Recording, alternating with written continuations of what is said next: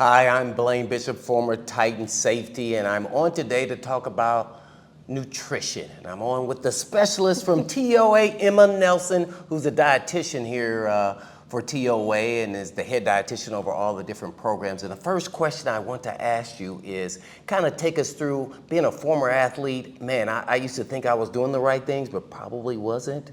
Maybe so, maybe not. But take me through like an actual plan you would say you would have in place for before game or also the day before the game, as far as what you should be eating throughout your time as, let's say, as an athlete. That's a great question. Thanks for having me too, Blaine. The day before the game is actually super important. I think that not a lot of athletes give that day enough credit. Obviously sleep is a big one, getting a lot of rest the night before, but prior to that, we really want to make sure the athlete is getting enough carbs the day before, which is maybe surprising for some athletes. That carbs are super important to kind of top off your energy stores. So we store glycogen in our muscles and liver, which is basically energy storage for the body that can kind of last and carry over into the next day or until game day. So carbohydrates are super important on top of obviously hydration, getting a moderate amount of protein, and just overall energy. We want to make sure that you're still fueling consistently, eating breakfast, lunch, and dinner, not skipping meals the day before the game. Oh, wow. Well, so I was going to eat, I eat steak and let's say pasta or some form of spaghetti or whatever was optional there for us there at the hotels, which they would have all kind of sorts of things that we could choose from the day before. And then in the morning times, I went light, and I would just say like eggs and maybe a couple sausages or bacon because I was afraid I couldn't keep it in on 12 o'clock kickoff. So sometimes that kind of happened, and then felt like I was gonna, or throw up, some of the food that I ate. So I wanted to make sure I could keep it digested. So kind of give us a recommendation on actual game day as far as eating and hydration and how much you should eat, even maybe something supplemented at halftime. I don't know. Absolutely. So your meal timing on game day is going to be very dependent on your sleep regimen, what time you're waking up that morning. So, and then obviously what time kickoff is or what time your game or event starts that day. So if, let's say you have a 12 o'clock kickoff, it's football, you would want to try to wake up at least 4 hours before that. Oh, yeah. A lot of players probably are waking up significantly earlier than that too, but try to get a meal in at least 4 hours before the game. This is also assuming that you get a good night's rest, and we're not sacrificing sleep here to do this, but you want to make sure you're getting a well-balanced meal that morning. And a key to that too, in avoiding any stomach upset, is doing familiar foods. So game day is not the time to try something new or different. You know, you want to do something that you've already practiced before and you know that your body can tolerate. I always recommend doing a complex carbohydrate that morning. So that might be something like toast or oatmeal or some kind of like grain or some kind of carbohydrate food. Even fruit would be nice. Then maybe a protein source. And then a little bit of fat is okay, but we don't want to overdo fat on the day of a game because that can kind of sit heavy on the stomach and weigh us down. So we want to avoid, for the most part, avoiding excess sources of fat like bacon. You want to keep that moderate to minimal on your plate, that sort of thing. So more lean proteins and carbohydrates, and then obviously hydration is very important.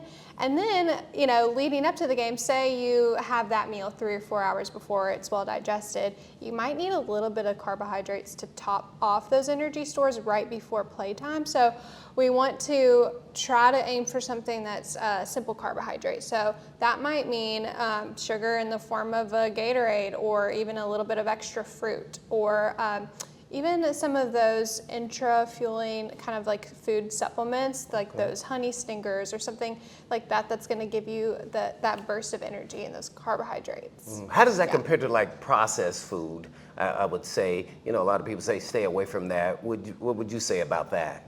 Yeah, so it's interesting. We have various degrees of food processing. We have foods that are ultra processed, where we think of things like like fast food chains or like Little Debbie's snack cakes, chips, those kinds of things. And then there's degrees of processing to all foods, right? So even something like your protein powder is considered a processed food. So I think not a lot of people give that enough thought that, oh, I'm trying to avoid processed foods, but what do I actually mean by that? Do I mean I want to avoid like high fat, junk food, kind of that kind of thing, fast food, or, so there are degrees of processing that are appropriate, and sometimes there are foods that are convenient to have on game day that might have a little bit of processing to them. Like, for example, a Gatorade's going to be processed, but we're still going to need some kind of supplement like that on game day. Yeah. So usually after the game, for me personally, I'm coming off this adrenaline rush, and then I'm sitting there with my family, hours after the game, and I'm still not hungry. What should I do? And I'm trying to force down liquids and fluids and then just eat as much as I think I can at the time. Like, kind of give us a recommendation, especially for the everyday athlete or the person who works out every day. What would you recommend in this instance?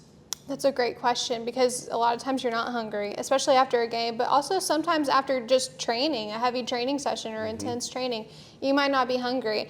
I say to try to get some kind of fuel in within 30 to 60 minutes as a non-negotiable. You don't have to have a full elaborate dinner spread, but at least have something that you can tolerate and digest. So whether that be, obviously hydration, we need to focus on fluids and electrolytes, but maybe that is time for a protein shake or something that's drinkable, so it's a little bit more tolerable.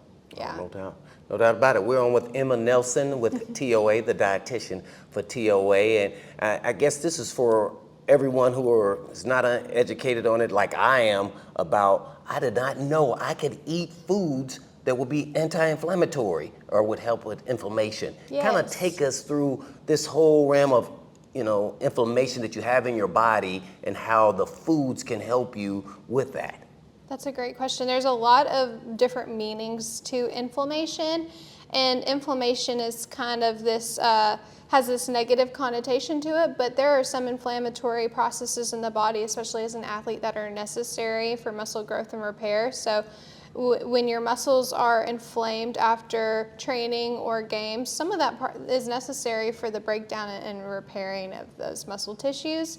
But then we also have kind of we have the good inflammation and necessary inflammation, but then we have bad inflammation that's associated with injury, and chronic inflammation is really what I'm referring to here, where, if you are hurt, maybe it's a joint injury or, muscle injury, if that's chronic and you're hurt and your tissues are inflamed, then that means they are angry and aggravated, and we can use certain foods to help reduce that inflammation. There's also foods that will aggravate the inflammation.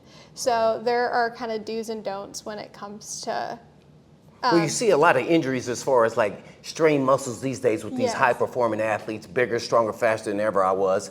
And I just think about like, okay, what are they doing that I wasn't doing, because I never really strained or pulled a muscle. I definitely strained some muscles for sure, but kind of what can you do to kind of help them? What should they eat, or is it something they're drinking or getting dehydrated? I always would lean towards that. I don't know, you kind of tell me and everyone else who's an everyday person, who's just working out, or maybe even for their kids going to their little league game, what they should be doing to make sure these muscles stay primed and ready to go. Absolutely. So I'm going to kind of circle back to the processed foods that we were talking about. So sometimes, if your diet is made up of primarily, highly ultra processed foods, fast foods. What about cereal? I'm sorry, I don't mean to interrupt. No, that's but fine. like the cereal, is that processed? It's going to be You got to think about processed. everything's about a time frame, especially if you've got 3 or 4 kids and you're going to little league. So Absolutely. man, so you wouldn't recommend them have cereal? Well, there's different No, just kinds of kidding. I know. cereal, and you know exactly the ones. When you're in the cereal aisle, you can literally see the difference in the box. The Lucky Charms is going to be colorful and all this. is marketed to kids. They're and so then sugary and good, though. They're so good, but it's really more like a dessert. But then you have more whole grain based cereals that are going to be okay. So there's various degrees to that. So there, like I was saying, there's foods that are going to aggravate the inflammation, but then we also have foods that are going to help support healthy muscle tissue and help recovery. So high antioxidant foods and foods that are really rich in phytonutrients are going to help reduce inflammation. So what would that be? Yeah, so foods with antioxidants are going to generally be foods that come from plant sources. Oh. So think of fruits and veggies, and namely berries are very high in antioxidants. Okay. Cruciferous vegetables are very high in antioxidants. Nuts and seeds. Actually, salmon is a type of fish, not a plant source, but it's very rich in omega-3s, healthy fats, which are antioxidants. So we have kind of this, if you kind of have this repertoire of antioxidant-rich foods that you can choose from, you're going to be really, you're going to be a lot better off in helping to reduce inflammation in your body. You also mentioned hydration as a part of this, which I think is very interesting in supporting healthy tissues. I always use this analogy of thinking about the difference between a dry piece of beef jerky versus a juicy steak. Think about the difference in the textures of those two things and the liquid content. So if you have a dehydrated muscle or a different kind of soft tissue in the body, it's going to resemble beef jerky. If you have a hydrated tissue, it's going to resemble that juicy steak. Think about how easy the beef jerky is to snap in half or tear or break. So like the hydrated tissue is going to be better protected. So for prevention, hydration is also very important.